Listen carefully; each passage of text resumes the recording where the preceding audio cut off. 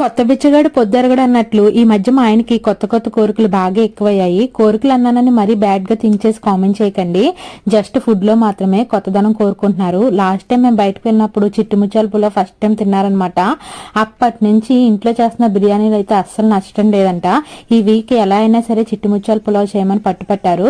ఇంకా బయటికి ఆయన మీద కోపం ఉన్నా నా మనసులో మాత్రం అదే కోరుకుంది. బయటకు చూపిస్తే లోకు అయిపోతానని చెప్పేసి బయటకు కోపం ఉన్నట్లు యాక్ట్ చేసి మా ఆయనతో అయితే ప్రిపరేషన్ కావాల్సిన అన్ని కటింగ్ చేయించుకున్నాను. మీరు కూడా ఈ ట్రిక్ ఫాలో అవ్వండి. ఈజీగా అయితే పని అయిపోతుంది. ప్రాసెస్ అంతా సేమ్ నార్మల్ గా వెజ్ పులావ్ ఎలా చేసుకుంటామో అలానే ఉంటుంది.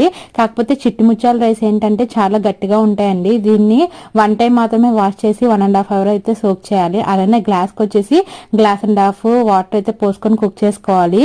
నేనైతే ఫస్ట్ టైం మట్టకొండలో అయితే చేశానండి. టేస్ట్ అయితే చాలా బాగుంది. రెసిపీ నచ్చితే చిన్న లైక్ చేయండి, దాంతో పాటు షేర్ చేయండి, సబ్స్క్రైబ్ చేసుకోండి. ఫుల్ వీడియో కింద ఉంది.